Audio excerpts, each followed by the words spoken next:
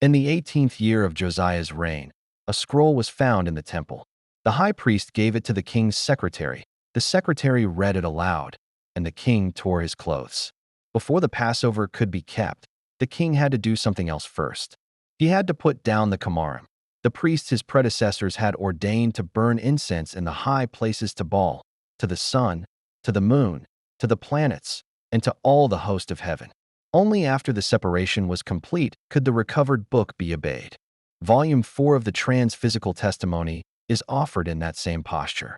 51 pre-registered draws against the Urim Thummim version corpus, locked by cryptographic hash before sampling, run with hardware entropy, processed through the shield-enhanced false discovery rate stack. What came back was not what the inquirer expected. The father exposed the kemarim category as still operating in modern resurrection theology.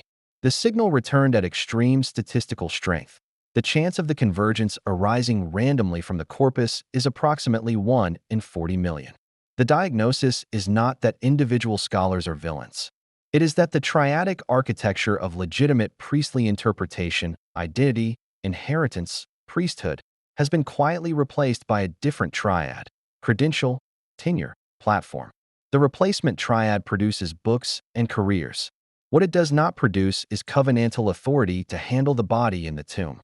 The Baal-pattern counterfeit was identified by 5 structural markers: cyclical, imminent, dyadic, initiatory, agriculturally referenced. The empty tomb is none of these. It is once for all in linear history. It is against the natural order, not within it. There is no consort. There is no initiatory rite. The referent is eschatological, not agricultural. Volume 4 shows where modern resurrection theology has, often in evangelical language, recovered Baal-pattern structures with Christian vocabulary overlaid, and what the apostolic witness offers in their place. The most complex piece of research in the volume is what came to be called the Three-Draw Arbitration. Asked to reveal the mazzaloth pattern surrounding the empty tomb, the corpus first returned a sharp directional restraint. A rerun came back affirmative. A third arbitration draw, at deep sample, resolved the cycle. Yes, there is a pattern surrounding the empty tomb, but the pattern is the cosmic transfer of Colossians 1 verse 13. The constellations no longer mediate. The sun has assumed the throne to which the constellations once pointed in proxy. The full data trail of all 3 methods cards is preserved in the appendix for any reader who wishes to verify the work. This restraint extended to the Bullinger Gospel in the Stars framework. The Father did not ratify the framework as Volume 4's lens. The restraint is local. The framework may have legitimate scope elsewhere, but it is not Volume 4's road. The book documents the restraint openly, so readers familiar with that tradition will not be surprised by its absence. The solar witness was reframed. Asked about the Malachi fulfillment in the resurrection morning, the Father gave the due of Job 38 verse. Has the rain a father, or who has begotten the drops of dew? The body of Yeshua, lying in linen in a sealed tomb, was wrapped in a chamber that would have collected dew at the resurrection hour. The Son of Righteousness arose with healing in his wings. The dew accompanied the rising. The Father whose voice spoke from the whirlwind to Job is the Father whose presence raised the sun. The 2 angels at the empty tomb were affirmed at the strongest cluster of signals in the entire research. One at the head, one at the feet, where the body had lain. This is the spatial pattern of the cherubim over the Ark of the Covenant. 2 faces opposite each other, the empty space between them, the place where YHWH meets and speaks. The empty tomb is a holy of holies disclosed to a witness. The host of heaven worship that Josiah purged was Mesopotamian astral idolatry. The Father's answer to what is the true host of heaven witness was the genealogy of the sons of Shem, the line that produces Abraham, Isaac, Jacob, David, and the Messiah. The royal Levitical priesthood line was not selected by the Father in this research. It was vindicated by him at the first probability ceiling reading in the entire record. The Trinitarian frame residue and the Arian frame residue were both exposed. The attached agency model corrects against both. The Son is not a separate philosophical person within a tripersonal substance. The Son is also not a creature in the creaturely sense. The Son is the Father's attached agency, the Father's own action expressed, anchored in the unbreakable Davidic-Levitical covenant of Jeremiah 33.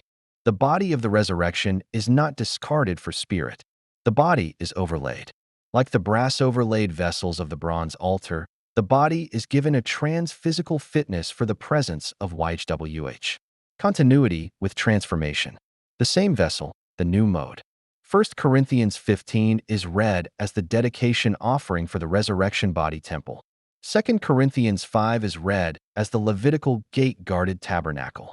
The Levites cleansed and set at the gates to keep the Sabbath day.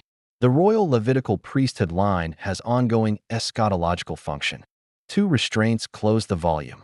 The Father declined to disclose the chemistry of the bloodstains on the shroud, redirecting the inquirer to the dying thief's confession. Remember me when you come into your kingdom. The chemistry that matters is relational, not molecular. The forensic work has been done by others. Volume 4 does not duplicate it. And the title, the Father declined to give the title through the inquiry. The kingdom is not in word but in power. The title was offered, not extracted. The audience for Volume 4 was identified at the most extreme statistical signal in the entire research record. Acts 18 verse 2. Paul finding Aquila and Priscilla in Corinth, because Claudius had commanded all Jews to depart from Rome, and came to them. The audience is the diaspora faithful, those who have been scattered by external decree, imperial, cultural, institutional, but who have been gathered intentionally by divine purpose. Believers who do not fit the kemarim institutions, but who hear the voice. If this describes the line in which you stand, the dispersed remnant, gathered from scattering, faithful to the Masoretic preserved witness, attentive to covenantal mediation rather than credentialed performance, then this book is for you. Volume 4 of the Transphysical Testimony.